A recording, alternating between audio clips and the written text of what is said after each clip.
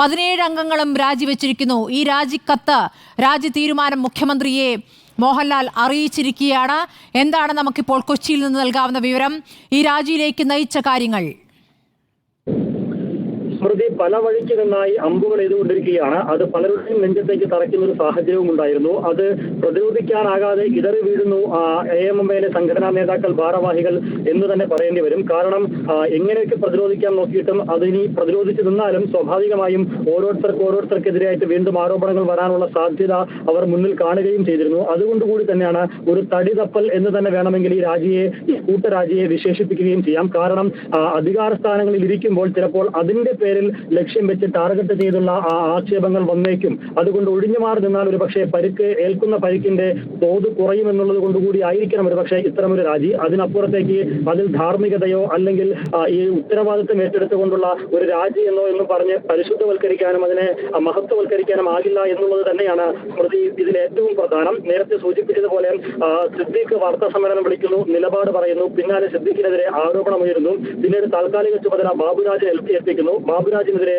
ആരോപണം വരുന്നു. അങ്ങനെ ഇതുമായി ബന്ധപ്പെട്ട് നിൽക്കുന്ന പലർക്കെതിരെയും ഒരുപക്ഷെ പലരും കളങ്കിതരായതുകൊണ്ടായിരിക്കണം അത്തരത്തിൽ ആരോപണങ്ങൾ വരുമ്പോൾ ആ അർത്ഥത്തിൽ പ്രതിരോധിക്കാനാകാതെ പോയതും എന്നുള്ളതാണ് ഏറെ പ്രധാനം.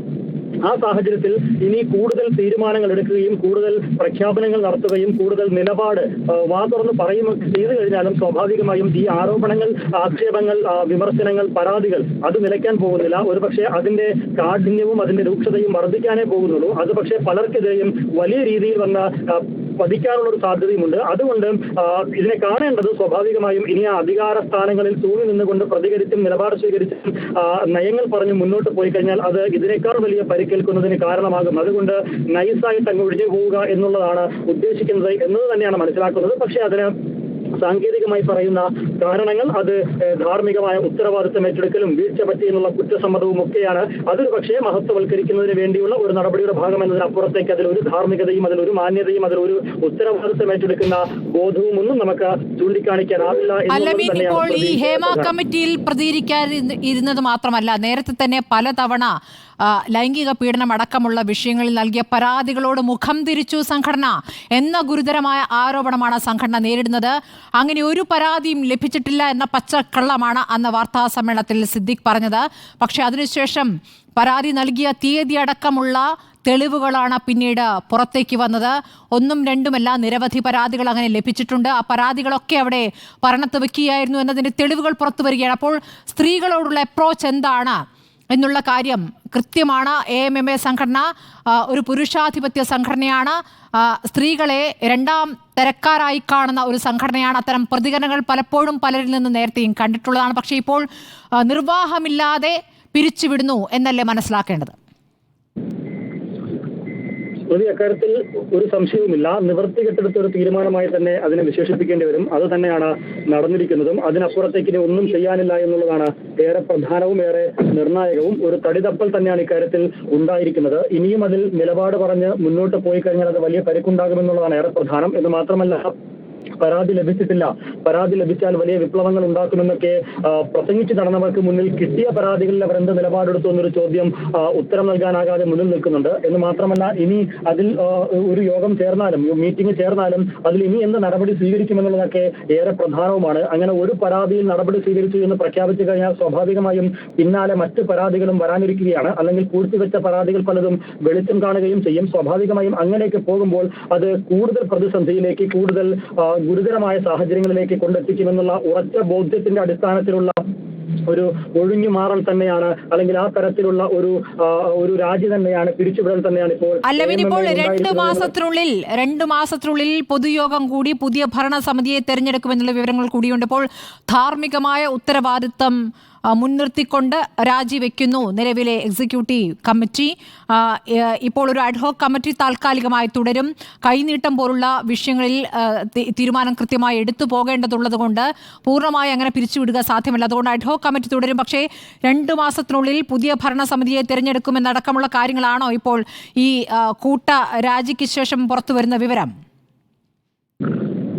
ഒരു താൽക്കാലിക സംവിധാനം എന്തായാലും ഒരുക്കേണ്ടിയിരിക്കുന്നു. അതിനൊരു അഡ്ഹോക് കമ്മിറ്റി രൂപീകരിക്കുമെന്ന് തന്നെയാണ് മനസ്സിലാക്കാനാകുന്നത്. മറ്റു തുടർ പ്രവർത്തനങ്ങളും മറ്റും ഏകോപിപ്പിക്കുന്നതിനൊക്കെ ആയിട്ട് അത്തരമൊരു സംവിധാനം ഏർപ്പെടുത്തുകയും ചെയ്യും. അത് വൈകാതെ തന്നെ ഉണ്ടാവുകയും ചെയ്യും. എന്ന് മാത്രമല്ല, എക്സിക്യൂട്ടീവ് യോഗം ഇന്ന് ചേരാൻ തീരുമാനിക്കുമ്പോഴും അതിനപ്പുറത്തേക്ക് ജനറൽ ബോഡി തന്നെ വിളിക്കണമെന്നൊരു ആവശ്യം നേരത്തെ തന്നെ ശക്തമായി ഉയരുന്നുണ്ടായിരുന്നു, സജീവമായി ഉയരുന്നുണ്ടായിരുന്നു. അങ്ങനെ ഒരു ജനറൽ ബോഡിയൊക്കെ വിളിച്ചു ചേർത്ത് വരുമ്പോൾ വിമർശനങ്ങളുടെ സ്ഥിരവും അതുപോലെ തന്നെ എതിർപ്പുകളുടെ കടുപ്പവും ഒക്കെ വലിയ രീതിയിൽ ഉണ്ടാകുമെന്നുള്ളത് വ്യക്തമായിരുന്നു. അത്തരമൊരു സാഹചര്യമൊക്കെ ഒഴിവാക്കുന്നതിന് വേണ്ടി തന്നെയാണ് ഇത് ചവിട്ടിപ്പിടിച്ച് മുന്നോട്ട് കൊണ്ടുപോയിരുന്നത് എന്നുള്ളത് ഏറെ പ്രധാനമാണ്. രാജിവെച്ചുകൊണ്ടുള്ള മോഹൻലാലിന്റെ വാർത്താക്കുറിപ്പിൽ പറയുന്നത് ഇങ്ങനെയാണ്: അമ്മയെ നവീകരിക്കാനും ശക്തിപ്പെടുത്താനും കെൽപ്പുള്ള പുതിയൊരു നേതൃത്വം അമ്മയ്ക്കുണ്ടാകുമെന്ന ശുഭപ്രതീക്ഷയിലാണ് ഞങ്ങൾ. എല്ലാവർക്കും നന്ദി. വിമർശിച്ചതിനും തിരുത്തിയതിനും. രാജിവെച്ചുകൊണ്ടുള്ള മോഹൻലാലിന്റെ വാർത്താക്കുറിപ്പിൽ പറയുന്ന വാചകങ്ങൾ: വിമർശിച്ചതിനും തിരുത്തിയതിനും എല്ലാവർക്കും നന്ദി പറഞ്ഞുകൊണ്ട് ഉണ്ടായിരിക്കുന്ന ആരോപണങ്ങളുടെ പശ്ചാത്തലത്തിൽ ധാർമ്മിക ഉത്തരവാദിത്തം എടുത്തുകൊണ്ട് സംഘടന പിരിച്ചുവിടുന്നു, രാജിവെക്കുന്നു എന്നുള്ള കാര്യമാണ് ഈ അറിയിപ്പിൽ പറയുന്നത്.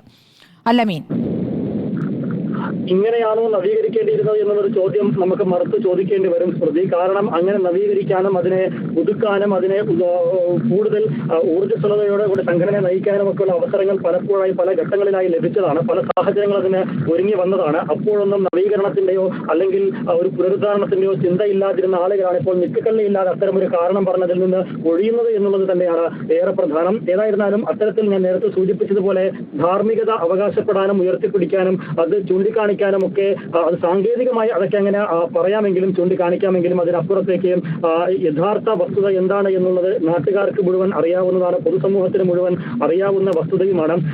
ആ കാര്യങ്ങൾ പൊതുസമൂഹം ബോധ്യപ്പെട്ടു കഴിഞ്ഞു. ഇനിയും അതിന് മുന്നിൽ പിടിച്ചു നിൽക്കാനാകില്ല എന്നുള്ളൊരു സാഹചര്യം വന്നപ്പോഴുണ്ടായ ഒരു രാജി തന്നെയാണ്. അതിനപ്പുറത്തേക്ക് നേരത്തെ സൂചിപ്പിച്ചതുപോലെ എന്ത് വലിയ സാങ്കേതിക കാരണങ്ങൾ പറഞ്ഞാലും അതൊന്നും നിലനിൽക്കുന്നതോ അതൊന്നും മുഖവിലേക്കെടുക്കാൻ പറ്റുന്നതോ അതൊന്നും വിശ്വസിക്കാൻ പറ്റുന്നതോ അല്ല എന്നുള്ളതാണ് ഏറെ പ്രധാനം. എന്ന് മാത്രമല്ല, ഇനി ഒരു തെരഞ്ഞെടുപ്പിലേക്ക് പോകുമ്പോൾ അല്ലെങ്കിൽ പുതിയ ഒരു നേതൃത്വത്തെ തിരഞ്ഞെടുക്കാനുള്ള നടപടികളിലേക്ക് കടക്കുമ്പോൾ സ്വാഭാവികമായും ഈ പറഞ്ഞ പവർ ഗ്രൂപ്പിന്റെയും ഇതുവരെയും ഒരു നവീകരണത്തെക്കുറിച്ച് ചിന്തിക്കാതിരുന്ന ആളുകളുടെയും ഒക്കെ തുടർ സമീപനം എന്തായിരിക്കുമെന്നുള്ളതും ഏറെ നിർണായകവും ഏറെ ശ്രദ്ധേയവുമായിരിക്കുമെന്നുള്ളതിലും സംശയമില്ല. സ്വാഭാവികമായിട്ടും ഒരു ഔദ്യോഗിക വിഭാഗവും വിമത വിഭാഗവും ഒക്കെ രൂപപ്പെട്ടു വരുമോ?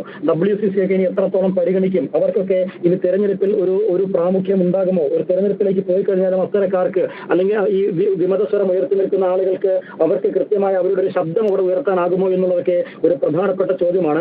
അമ്മ എന്ന് വിളിക്കാവുന്ന രൂപത്തിലേക്ക് സംഘടന ഇനി മാറുമോ എന്നാണ് അറിയേണ്ടത്. നിലവിൽ AMMA എന്ന രൂപത്തിൽ മാത്രം വിളിക്കാവുന്ന രൂപത്തിലേക്ക് അത് അധപ്പതിക്കുകയായിരുന്നു. സംഘടനയിൽ നിന്ന് ഇറങ്ങിപ്പോയ ഒരുപാട് വനിതകളുണ്ട്. അവർ WCC എന്ന സംഘടന രൂപീകരിക്കുന്നതിന് കാരണമുണ്ട്. പറയുന്ന പരാതികൾ കേൾക്കാൻ, അവരുടെ ആവലാതികൾ കേൾക്കാൻ ഉണ്ടായ ഗുരുതരമായ ആരോപണങ്ങളിൽ നടപടിയെടുക്കാൻ തയ്യാറാകാതെ ആക്രമിക്കപ്പെട്ട നടിയെ ഒറ്റപ്പെടുത്തിക്കൊണ്ട് പ്രതിക്കൊപ്പം നിന്ന പശ്ചാത്തലമുണ്ട്. അങ്ങനെയാണ് സംഘടനയുടെ നേരത്തെയുള്ള വർഷങ്ങളിലെ പശ്ചാത്തലം. ഇപ്പോൾ ഹേമ കമ്മിറ്റി റിപ്പോർട്ട് പുറത്തു വരുമ്പോഴും അങ്ങനെ മിണ്ടാതെ ഉരിയാടാതെ മാറി നിൽക്കുകയായിരുന്നു. സ്റ്റേജ് ഷോയിൽ നൃത്തം ചവിട്ടുകയായിരുന്നു. അതിനുശേഷം ക്ഷീണമൊക്കെ കഴിഞ്ഞുള്ള പ്രതികരണമാണ് സിദ്ദിഖ് നടത്തിയത്. ആ പ്രതികരണം വാർത്താ സമ്മേളനം മുഴുവൻ പച്ചക്കള്ളങ്ങളുടെ വാർത്താ സമ്മേളനമായിരുന്നു. ഞങ്ങൾക്ക് ഇതുവരെ ഒരു പരാതി കേട്ടിട്ടില്ല, ഏതോ ഒരു പരാതി മാത്രം ഉണ്ടായിരുന്നു, അത് മുൻ ഭരണസമിതിയുടെ കാലത്താണ് എന്നൊരു പ്രതികരണമാണെന്ന് നടത്തിയിരുന്നത്. പക്ഷേ അങ്ങനെയല്ല.